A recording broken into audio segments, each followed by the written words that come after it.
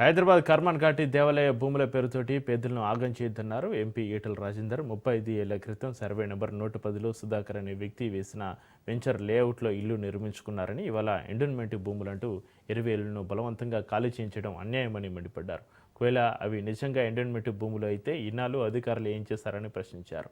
ఇళ్ల నిర్మాణానికి అనుమతులు ఎలా ఇచ్చారని, ఇప్పటివరకు ట్యాక్సులు ఎలా వసూలు చేశారో చెప్పాలని డిమాండ్ చేశారు.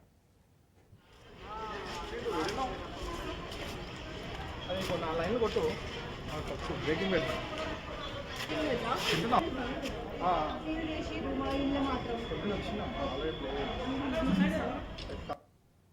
కట్టున్నాము అన్ని ఉన్నాయి.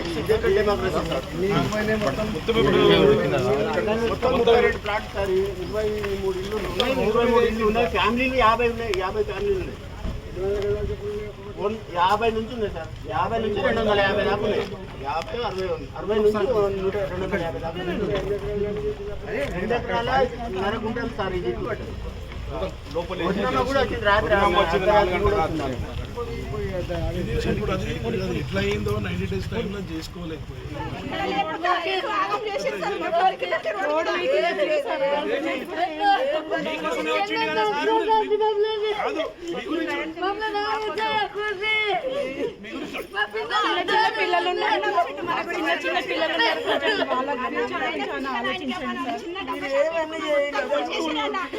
ఎంత బతిలాడినా కుల పట్టేసి చనిపోడు ఉంటాడు. వాళ్ళకి ఏమైనా న్యాయం చేద్దామని ఉంటుందా?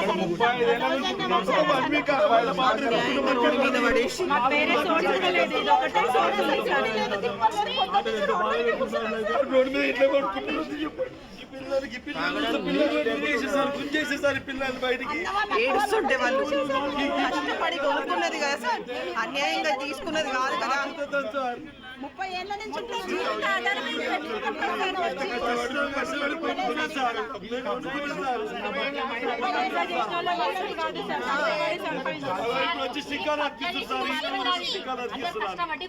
జాగా మాత్రం అందరికీ ఒక్కొక్క రూపాయి కూడా పెట్టి కొనుక్కున్న జాగాలు ఇవన్నీ మొత్తం గుడికి మాత్రం ఇవన్నీ కావాలని దేవుడైతే అడగలేదు కదా సార్. ఇవన్నీ దేవుడు అడగలేడు. ఇవన్నీ కావాలని ఇవాళ కర్మన్ ఘాట్లో సర్వే నెంబర్ 110 1992 అంటే దాదాపు 30-35 సంవత్సరాల క్రితం సుధాకర్ రెడ్డి అనేటువంటి రియాల్టర్ ఇక్కడ లేఅవుట్ చేస్తే అంత పేదవాళ్ళు చిన్న చిన్న ఉద్యోగులుగా పని చేసుకొని బతికే వాళ్ళుగా ఇక్కడ కొనుక్కున్నారు. కొనుక్కొని పర్మనెంట్గా ఇల్లు కట్టుకున్నారు. ఇప్పుడు 35 ఏళ్ళు అవుతుంది. 35 ఏళ్ళ తర్వాత ఇవాళ ఇది దేవాలయ పొలం అని చెప్పి వస్తుంది. నేను ఒకటే అంటున్నా, దేవాలయ పొలం అయితే ఆనాడు నీ కమిషనర్ గారు ఏం చేసిండు? దేవాలయ పొలమే అయితే ఆనాడు ఇది కలెక్టర్ అంటోడు ఏం చేసిండు? దేవాలయ పొలమే అయితే ఎందుకు ఇలా రోడ్లు వేసిండు, నల్ల కనెక్షన్ ఇచ్చిండు, ఇవన్నీ చేసిండు? అయినా అసలు నీ పోలీసులు, నీ గవర్నమెంట్ ప్రజల మీద యుద్ధం చేయాలనుకున్నాయా?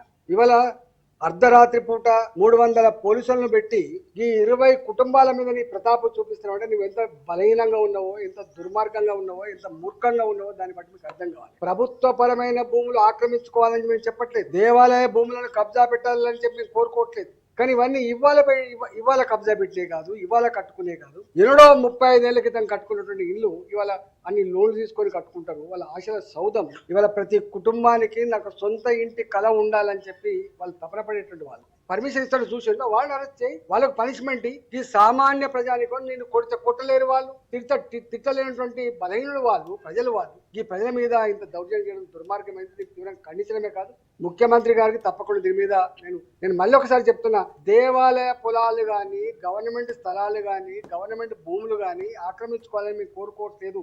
కానీ 35-40 ఏళ్ల క్రితం కట్టుకున్న ఇళ్లను కూల్చేసే అధికారం నీకు లేదు. ఇలా వాళ్ళ దుఃఖాన్ని కళ్ళ చూసేటువంటి దుర్మార్గమైన ప్రభుత్వం ఇది మంచిది కాదు. రేవంత్ రెడ్డి గారు దీని మీద ఇవాళ ఇంటెలిజెన్స్ వ్యవస్థ ఉంటుంది, పోలీసులను పంపి దీని కారకులు ఎవరో వాళ్ళని అరెస్ట్ చేసే ప్రయత్నం చేయి. తక్షణమే వాళ్ళకు ఒక ఉపశమనం కలిగించాలని చెప్పి నేను డిమాండ్